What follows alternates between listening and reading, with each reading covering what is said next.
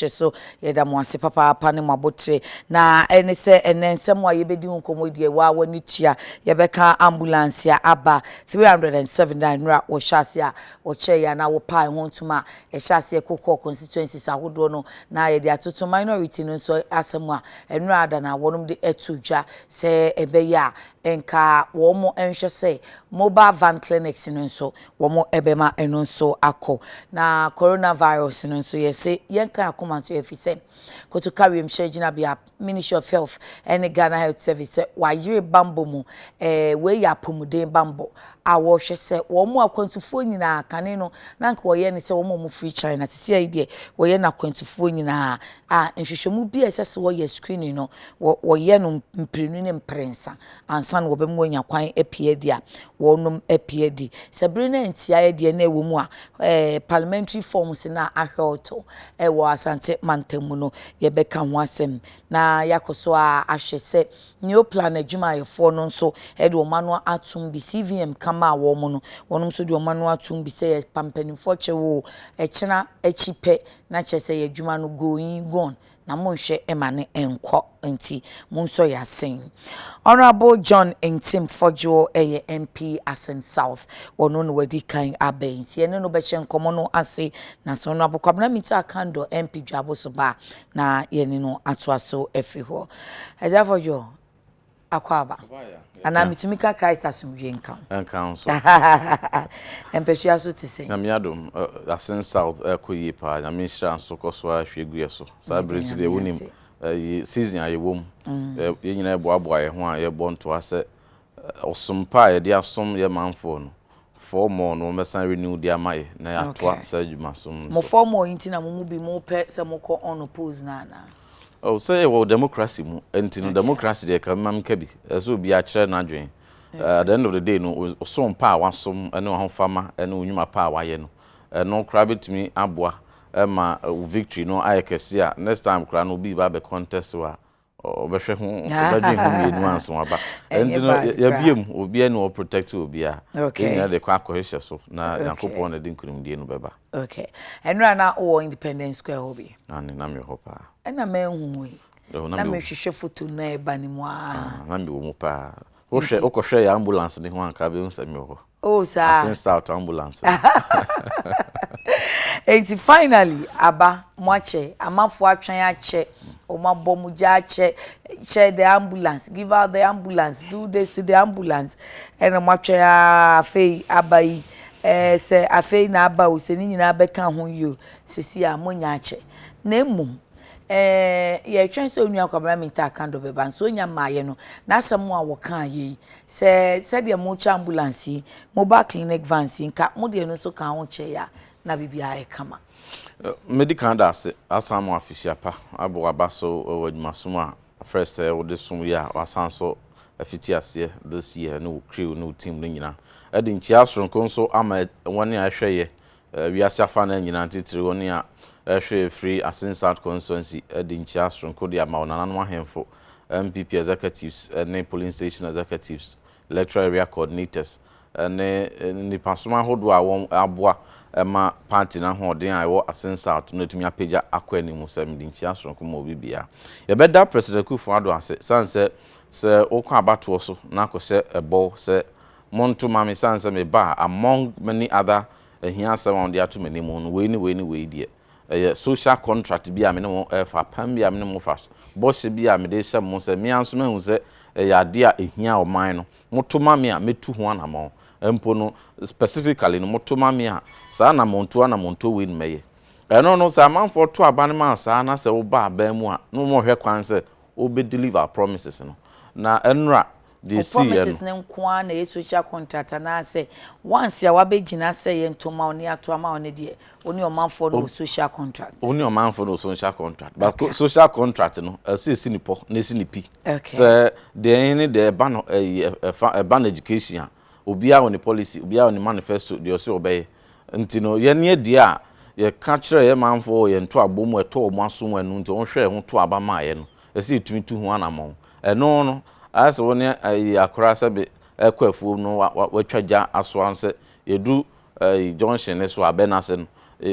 kwansim yenu ntamu no yebe hye no adwo ahome udu ho ase ye nto asonko eno nesa na lekwa afum na se wo di enwom bi so na obe careful sanse wasem aka kire no eno an wani so na President Akufo-Addo baaye no ohun se wo hwe oman mu ayo 29 million population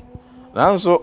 ambulances I wo man we say 155 so 155 no report aba beto dwa say emu 100 de utu kra ntu say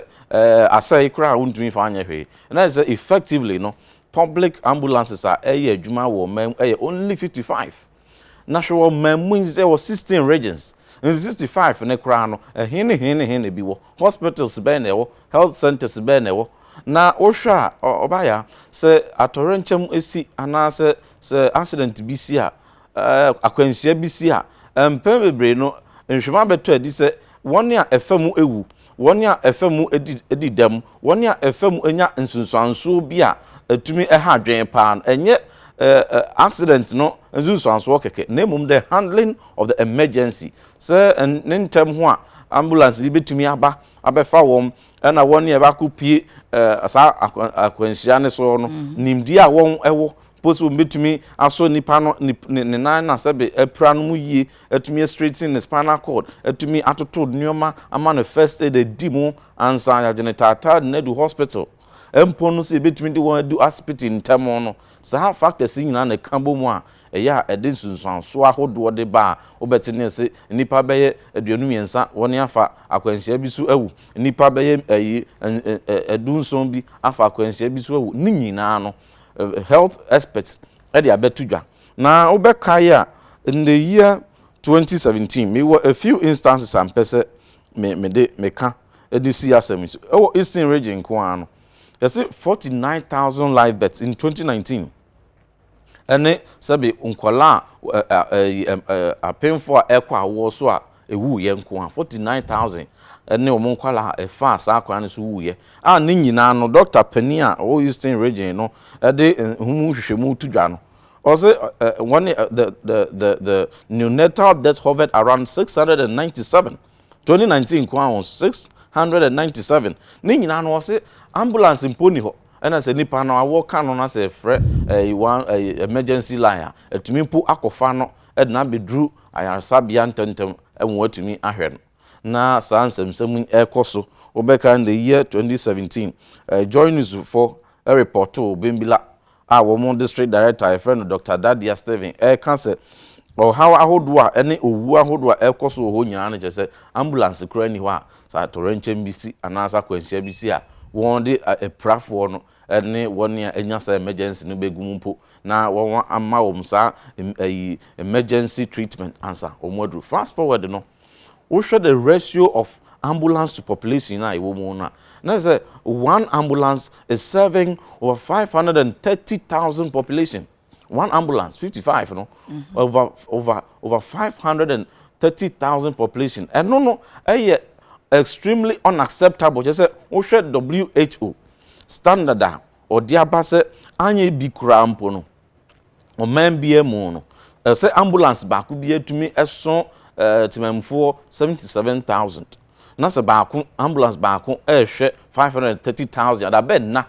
ene apomodin ho nsem ebe pager sisi a ratio no yes sisi no adrekra 307 ye friends ambulances aba be kan de wo ho ratio no atiaba one ambulance 84,000 population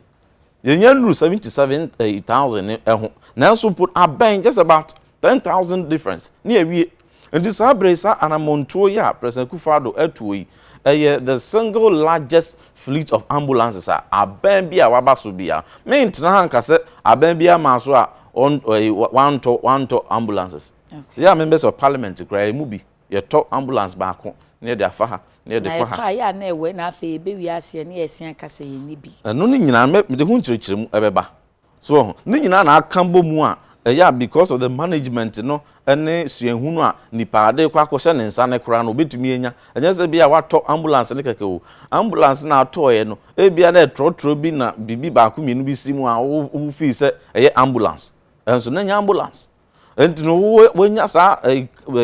shine na wo friend ambulance na ade akono meet standard no entumi eni meet standard enra obi bia wo standard as e de measure Sampiyale by wo say o mo koto ekura mo nim se de aba ekura no ba bia ye be modi no enko ye be ye car na de be ambulance ne enko ene ye nkra ambulance e be ba no na ni equipment ye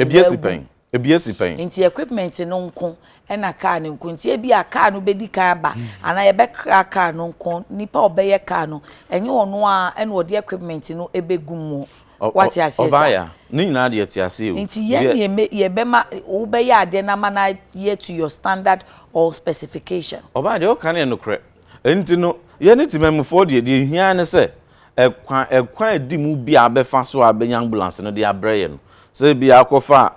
van no ewo Germany bia Bremen na akofa no ana se Hanover na akofa no na akoye mu NCC no ne part ne ade be hye mu nso okofa no another province eno nye no ye hwehwe wo de ye hwehwe ne se ye de o mind taxpayers money ahye wo nsa se fatoto ye emergency healthcare delivery no ni hia ambulance no se ambulance na e ba be hye nsa serve ye de a ebeduru ye nchen no na de se de se dimu de se wo mu bi e be na ye ambulance a international standard ye nim se we gina ho ye ambulance no ni nyina no enkum the year 2015 obeka ya 2014 2015 ye se 30 ambulances bi mama nya no vetted commerce ambulances bi because asem no e be pay parliament an emergency question ye finally Fred the then health minister honorable Sebefia so me yi announce e ba ne sign the taxpayers money kukuru ye say ye ni ye only 55 ambulances a year adwuma now ratio of one ambulance 530,000 people na ye kukuru o mamu no sika pudu say de kwakoto ambulances mako 30 a e ba ya sa e trotro said the kan ya say kan edi kan bai me nka say e trotro da bi the make kan say ye ntimi kan say e trotro because oba ya me to ase the udi kan say o e bia na kan no tontruwa na di kan ba na de say be hihye mu honorable for duty me enye bia enra ambassador Sampiyale say ambulance no ye nkra ne say esi ho yayi munyama nyina wo mse wei no mukọ ye say na mukoto no ye say ambulance ye car no na afa equipment ni nyama e betintim no so ye de akoba fufura koye manura me anso mete minister for special initiative o ka say ye modi wei e wo Berlin o kohweye e na afa ye sai e de equipment ni kogum ye de call Turkey se wo musa enti e bia car no betumi aba equipment no ensisim sa eno nche say e ye trotro all it needs is the equipment that ube fitting in. Absolutely. And the make can say, they may no need a new, the old can won't pepe. Now they make can say, a BSc pen say, a pager or mine is cassia, they can't to ambulance. And there's over a part be or China, I could be or Canada, I could be or Egypt. Now, what can in our boom tofano, taxpayers, you say, baby, I'll be assembling a bedroom gun, Hano, not a what can boom every. Okay. Say ufa we for half na say ubeki kan nyina assemble organ ha de ehwe ne say ye ni nyina wi cambo ambulance ne brey e bedru insoayem chechere ye the district capital of Asin South no na ambulance no mua na ewo ho enye sebe car no nko an ye de abesi nso Asin South afi ne ye twen say bed bi beba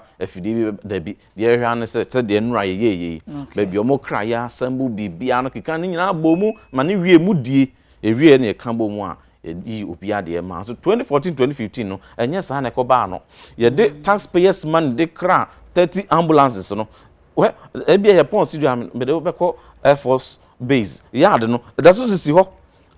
trotro je say bibia ni trotro kronkro na na sisi ho ye di o mamu no sika ade akwakotua ka eno no ye say eye ambulance e ba parliament hands na ade na capture ntino ye ni aban ya e bai ye ma medi o man abro ye in fact taxpayers money enko jija emfa nkototo nyoma bi a endi mu antumi fa anya hwe na de ye to ya na ye ntimi fa anya hwe ya na anse na ye betimi dia ye bibi na emom ye nso nye na ye to ye nti ye ni no na betimi dia ye protected taxpayers ka se wo bi akoto no wan to ye ntimi fa anya bibi ase nso ye beja ama na se oba ya nyabotre na temase wa beji sika so wo de kwakoto ambulance se de wo nso kire mu no ambulance bi abefa part ha enso wa be kra se e ma 10 cedis ha wo de be kwa akokra ambulances 30 de aba bibia wo ye de scanner ma akotu aka ambulance ne ba ya tontoro na abesi ho nti tontoro na abesi ho no ye ba be bo bi so mo se wo na afi no aba no tontoro wa no hwe kwan abefa so ha wo be hyehye I say bibi an planning na assess ni year specification no so me fa we ahen menya we but nyina no fast forward no ye betu aka che ni say esuo wo no unim ya anka wo ye nti uni so bobom ya wa no na emom sa wo de taxpayers ka kokra ba yesu nti ye nhwe ma ne nsei ye be hwe kwan fofora ye de be fa so na so aba taxpayer no emfa so nka ye ntumi ye ni sa ano ewo ho nanso no ehun se de tie okay sabri se sika na ye de tua sa taxpayers money no ewo he ese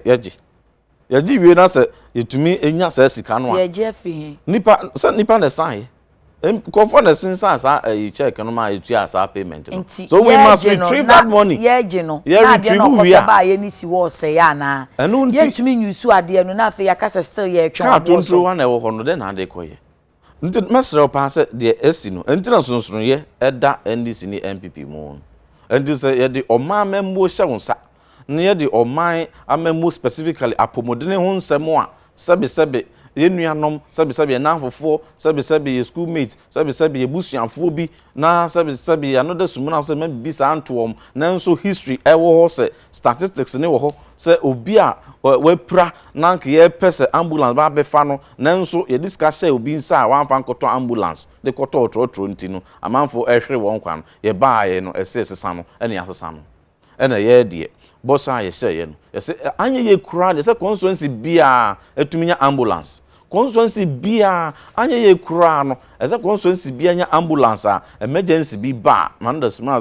sabi emergency bi ba ye betumi de akwakofa sa aprafo no hospitals no your district your regional ye ni constituency hospital dey nti ni anye district hospital anye ne district constituency bia hospital constituency bia district administratively no and who chechere na mde bayi now ye wie ni sana they distribute no before say be distribute no sa 307 ambulances no won ma adwuma atumi e de amamrantie me wo ha na nipa oba me district no say me asensa constituency enso no district no na ye host district no nti ya prepare baby or district assembly wa e be host central point all the emergency response systems ne asset ya bibia ba e be dispatch no free ho and it is going to administratively being run by the National Ambulance Service and supervised by the various district assemblies and municipal assemblies na won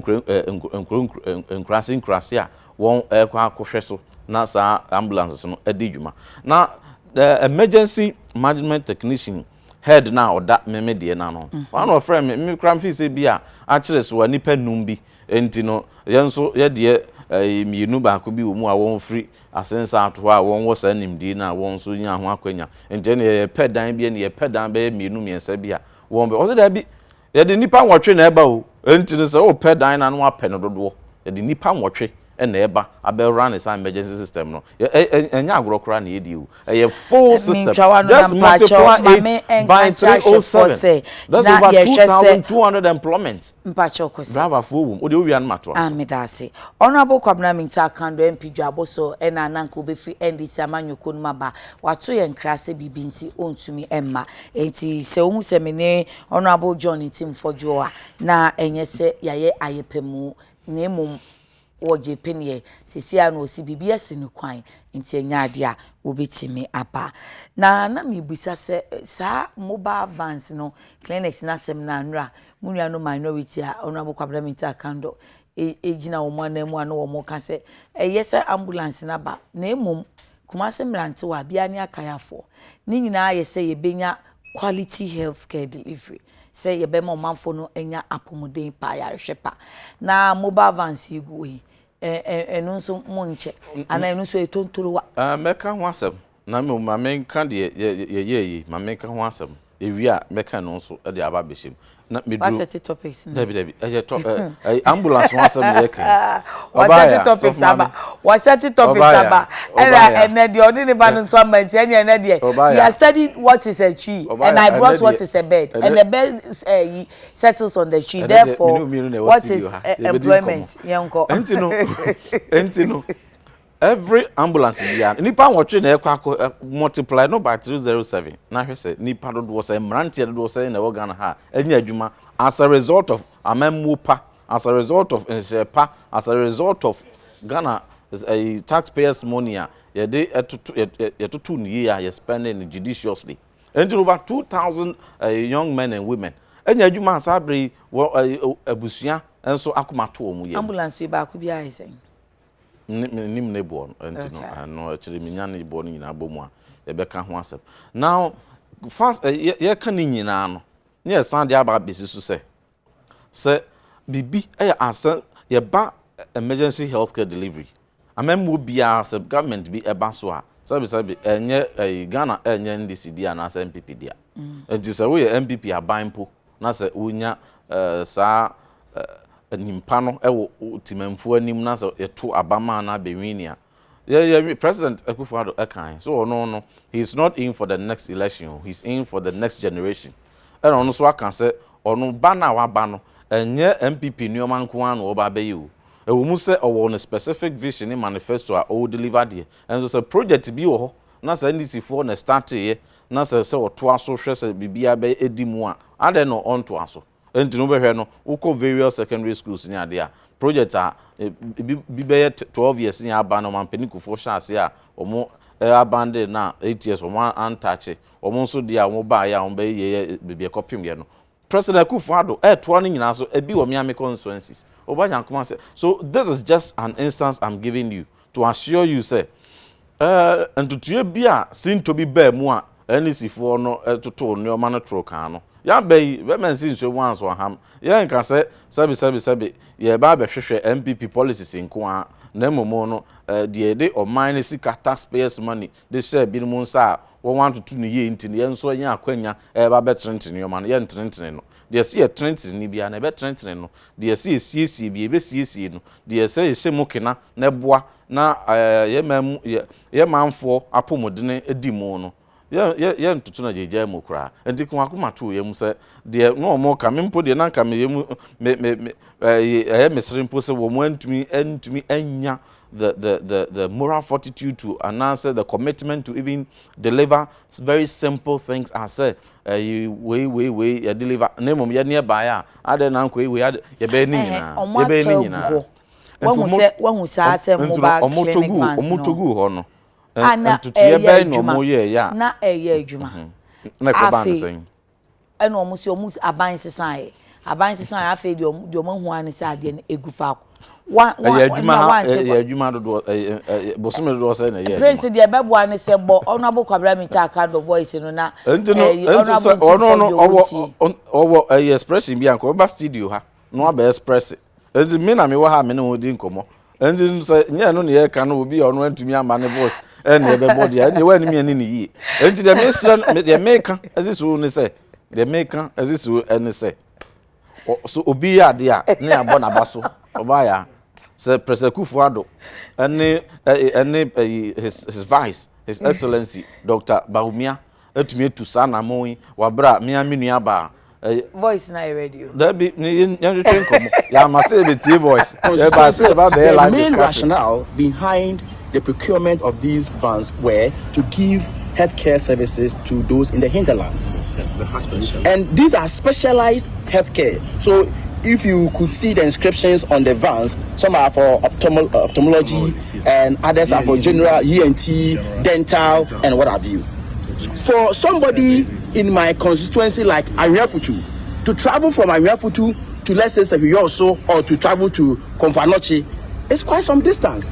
So for dental service, so if these vans are accessible, they can easily get these services from them. You see, these vans were in use. These vans were, it's not as though they were packed, they were bought and packed,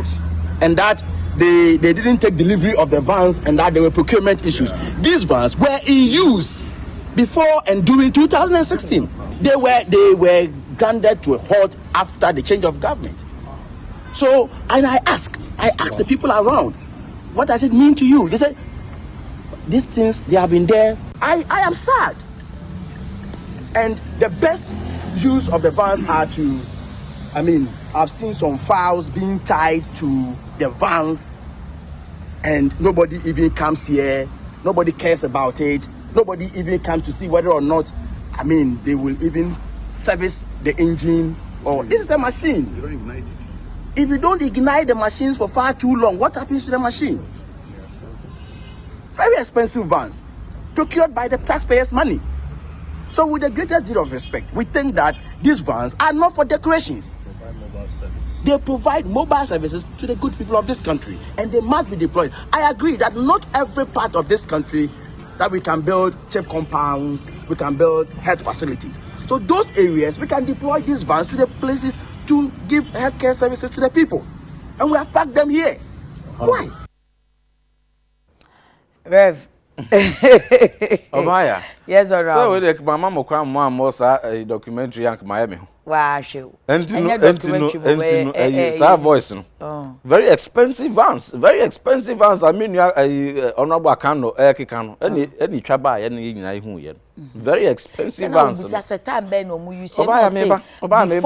doing. Obaya 2016 you say after no. Obaya meba very expensive vans on the chado. Very expensive vans in the west of NDC MP no. I almost this pudu ekwoto value for money.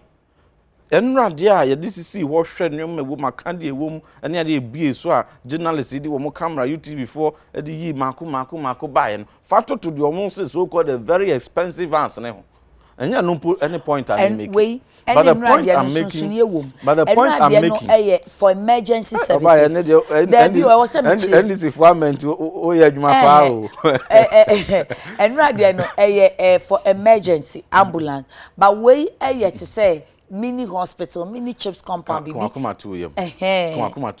And I also cry me busa we boy. And radio boy. Oh, 2 Obaya, they make an say. Come to a medical assurance. The BBI or mine sikade ye no. Seem to be a womubiano. Yebesemo kina mana edimo amo manfo. Zanze the Ghana sika and the day. The taxpayers money day. And no de come to ye. Na 307 vans a crown, yet to imagine na so procure SCC ashe afa branti ne mabawa over 2000 training one. Paramedics, emergency management technicians. Over 2,000. Oh, Nancy, any calculation, the ambulance na eba me hon. The order no frame me am visa be any pa 5 nebe pet and na a dan be 3-5 be my own. Also there be nipa watching neba be hu adwuma. Nipa watching ye training one. Binimu ye drivers, binimu ye paramedics, binimu ye emergency management technicians. Na multiply. Na hwese dodo say ne mrante ne baba dodo say na nya adwuma so enti no se atumi agina na so adisa adwuma ya na the very expensive vans ya ehu ye eni entumi nsiesie ye entumi mane enye operational ye entumi anamo be no mu di tu ya adwuma be no mu de ye ya ye say ba ya be so wo ba what say so obi order say mon stop see, no be why any nyina me de betu dwa say because e bia oni how be na no won so me pese obey o madwuma ma wo entina nsem bi wo ha entina nsem bi wo entina nsem bi wo ha me pese me keka no but ni nyina ne say ye ko yanim medical mo aso bibi bia de Ghana sika ye bia na sinto bia wo mu no ye be hwa hye mu kena na ya to aso ayemfa so de amo man no enti dia be de me mesre ne say won ye de sa ambulance akwa won say won so mu yi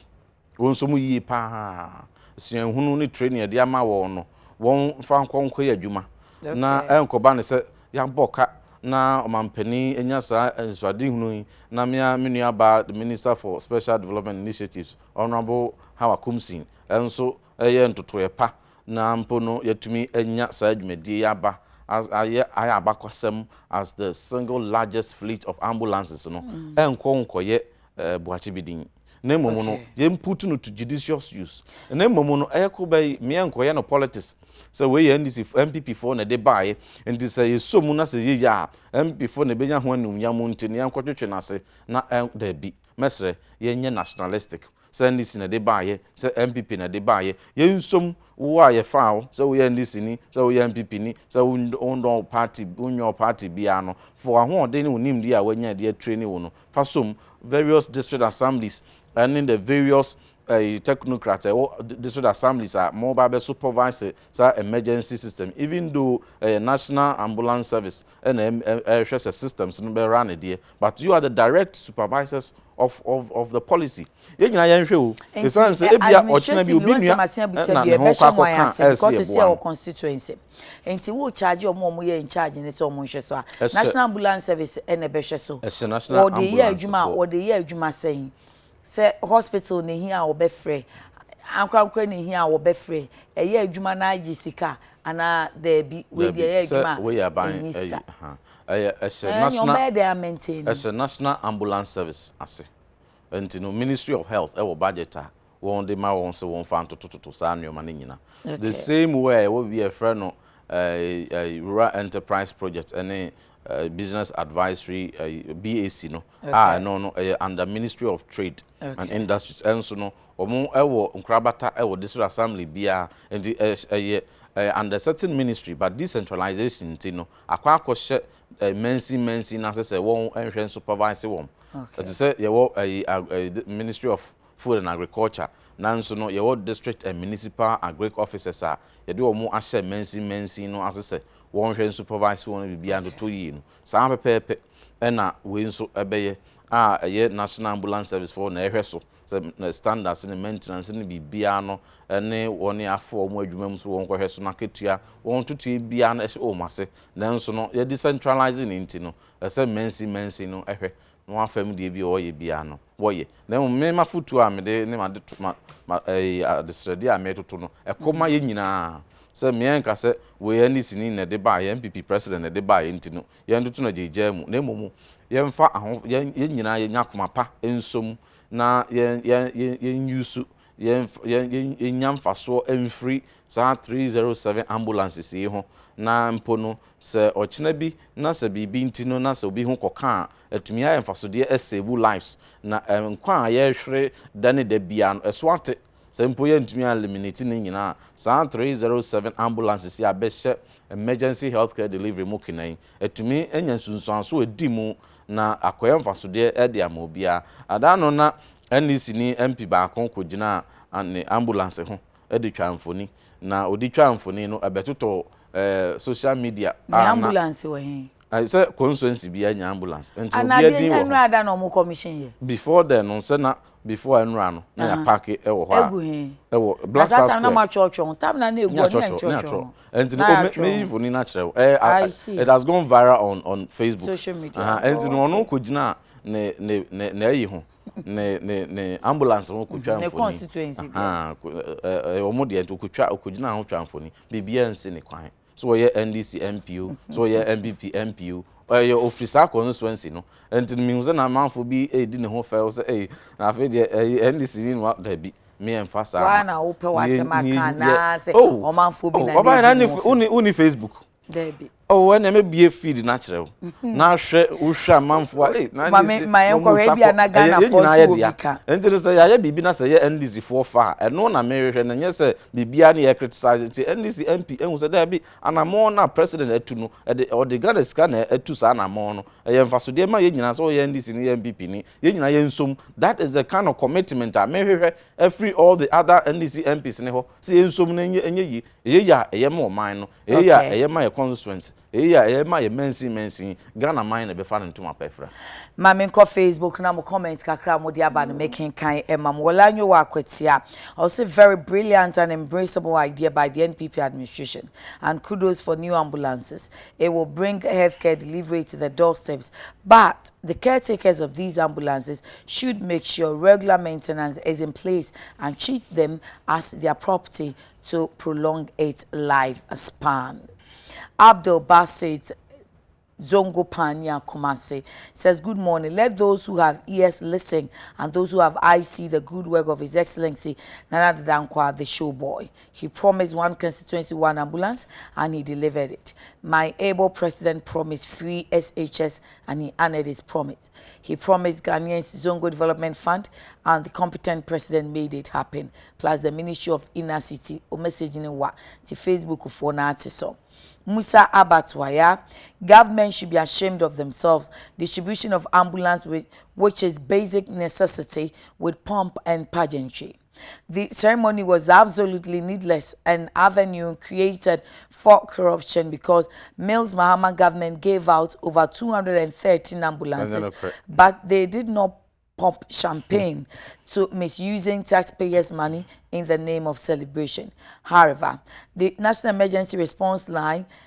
which is 112, is also a JM pa eneswati ewadodo. Kwasi prempe bonsu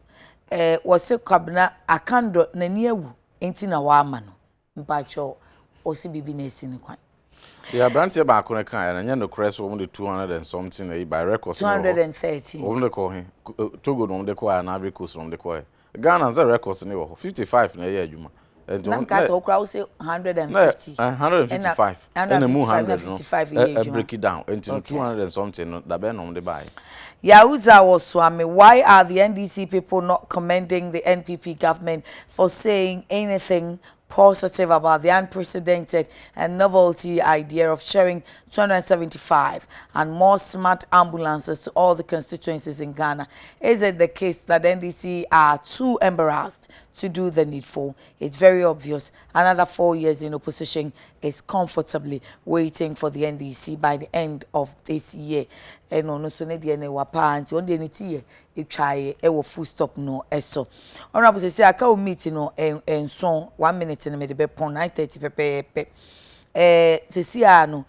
so obeka coronavirus ana obeka mo forms a shorto e wa Asante Mantem. Na de make kan twa to ansa makọ mienu so abono tew ene se President Kufuado e be bo abaso se openi ya de se utumi ebo na baso na se nkran no utumi eye enti na se four more to do more Ghana fo nyina hu se eba na economy a modern mu awabo asen aban etwa mu eba no infrastructure modern mu awabo asen aban etwa mu eba no apomodene ho nsem a modern mu awabo asen aban a watwa mu eba no esikasem toto ya modern mu awabo a etwa mu sen aban a atwa mu anu ntini mu disikura na nsen ama ye improved rating with positive outlook no ehye nkran eno nti na Ghana dodo no afa na nyina no esi gina se esi tumi ema omampani emfie nan san aka ho na nyoma pa enu nyoma pa hwe education like over 1.2 sa nka President Kufuado be President Bra me ko secondary school nka o hawo na apinisi amfam kama amfam azumi nuanum kuma ne ye mai won eti ayen kokwa President Kufuado betumi ase anko me ko bi na mu me fa apinisi mu me ko asema so secondary school enti no one of the best secondary schools in Ghana, by the way. Now, anyway, me didn't na twa to on. Ye si gina CP se enti e mo no mampeni anya 4 years. Entwa amemu pane so no. Ne de onko aba de wo ye campaign pa. Say ye campaign de no enti ne wa he se ye pa. Sanse Ghana fo nya ne passe ya ni se hwe na free won sa. Se hwe na ebo ho ban na Ghana tumi esiye na konanim. Na ohwe se de coronavirus no nso akoye asemu a ase nyina yetumi etu ho anamo a mebo Ministry of Health for abaso e wo the proactive step a won take say ye nka se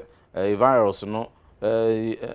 fire by na say the origin no ye China ntino ye nye surveillance no only from people coming from China bia no be free han ko han for hansa oba bedru Ghana nti mo treasure nim I expanded the surveillance and air cover obia or aba bedu ye so na asase so no so ombe monitor obia na fe no de ma manage en se form a ofri amana no bedru airport or de ma failing no on the health checks and so they have expanded it to include very important as a misebia a bit mpo aboa na se obi sebi e wo saa virus ni bi ntempana tumi yinesi nchen na ko Accra general regional hospital na se tema general hospital ne tumi ahwe nti saa proactive steps na Ministry of health and Ghana Health Service etumi akambo mu de atoto akwan mu no de ese mu nkran empire na mebo so for mame won so fa empire bo etachire se Ghana yo man bia de bi emfa nneoma bi ni agro nanso no de bia no Yankopon ebo aye de ho afofie Ebola bai e bia nru Ghana virus ahodo ebe bai tete no chirichiri e bia nru Ghana ye bo empire se de aben so Yankopon ento yahye no oja hedge of fire onfa oja tana entwa yahye no na de se ebe bia no enka ye boundaries nachi na ya pomodene a ono ankasa de ashiraye no man no enko nanim na me council sound ya besi so say your primacy here ekosi all the 275 constituencies and na your course our primaries no and she say wo ho I'm a member of NEC ekushia ye ho ntotoye sanko national council ekoye ho ntotoye na emra wo ho a MPP de ye party bia yedi emra so ntino eno ana mehwe no mu se ebeda adi sabi aye primaries aya minim se we nso no ebeye primaries a ebewie na bibia atoto esanse ye kan nyina no enye wakofa form me free ha ye ko na kwakofa aha wo be fa wo mfimfim mantem me kwakofa wa sense out to be specific na honya mansem because kuma se ba bi wo ho no manfo akwa wo se form ye available na be kensi so etoda bia na enye problem nyeza etoda bia and I'll just go straight to the point but person me can esi so say afutu na mde mo bibia o ye sitting a member of parliament to so ye parliamentary aspirant to sabi enei senka president Kufuor enye president a enka so we parliamentary candidate so we MPU enka hwe memmo pa president Kufuor MPP abamba ye de abai enka ahwere Ghana not just your position and me anwe the bigger picture of Ghana mpuntiu ene Ghana yeyo senka MPP government amma president Kufuor amma president enka over 1.2 million secondary school students no kasa abre mo he ka be half kura no ahwe a omo mekura ase a omo ntumi ankomo edo so ho menka so bi odo enya iban so eya kwanya de ama na brighten the future yen hwe senka nye president Kufuor no ba ya enka nurses training allowances several thousands of them ke atwamu a sabi binum ebre sa allowance na restore ye no enumpo na students ni bi nya de send bi kofie de hwefie enti no say ye dream the bigger picture of Ghana mpuntio ho de a me emfa parochial MPB akodi ananse parliamentary aspirant bi akwakoye emma nchichemu emma ne nkote ahoden so ye nyina ye nkambom ne anwen the bigger picture say ye kambom na say bia ye wiempo na so wantumi enya parliamentary seat no ana wantumi enya parliamentary ticket say okwakodina mu ama MPP kura na say party ne ba power sabi president Kufuor kan bibi or say a party we sabi messenger kura na so party with power edi mu sense obekwa akoye a friend say on that note me that was but last Kumasi dey no Kumasi dey say ukọ constituency ukọ constituency na ze we anya bi kura na emra na kire se ukọ region abenya bi oba national kura abenya bi enizo obi se ukọ constituency ne we anya bi a enye problem se bi akọ na sasan ko Ashanti region demand ne wo ho asan ko region we anya bi akọ national region musu constituency we nya na Ashanti region demand wo na region bia oba national so abetu am okay Honorable John Entim Fojo ye MP Asen South nanka Honorable Kwabena Mita Kando ena eba ena echi no to ye nkrase bibi nti wontumi emanti ase nti hu Honorable Nkwanu no Honorable ye dase papa sa no unya daje eba ye ti abusua de be sorry so ani said the daikoso ya ni pichi na Ahoy family eye nuaba na najo apora he Honorable former o se ye mamo yakọ efise mahwe mo maame nti Ahoy family ni nyina ye mamo shedin na nyame nchechemure ye kwei suade kakra na wodi abọ ho ban e de afi virus ye bi ma ye de na so ntwen ma ne nto wansa o se niam kakra se o hye ne so ne se wo bowa na unhwensi hwiti bebre ai se fever bi na wahomie ensi so papa kwayare sabia mentai nko ba bia ye ton na mono mujanama eyemu menko ho ebe yanka ho de twho firi wo kra na taifa nsuo ni samina nso ehohoro wonsa enu so hia unhwensi ana obowa na kata wo hwene ene wano na de bia nso a ode wonsa beso mu no hwese wo be disinfect no eno so ehia nti na ode eno abon ho ban miti Addis Beauty Dansoman Banana Inn Mabrook Park eho opposite na no owo nti ode eno ani se obehwehwe no Instagram Addis ADIS Beauty Braid King obeba no aba bebobi amaw na mpaboa no so de kai say a Mark Bro collection ya wo pick farm abedi Pele Plaza no otra no ko nim kakra bia onsa benkum so me da omo ase papa me da wonso ase se usi nkete ne yetenae efi no nsia ebepem sabe onyame nhira ontina nim cho oma wadwuma enkoso ade esa kai say obeda na se medin edi akonama bye bye.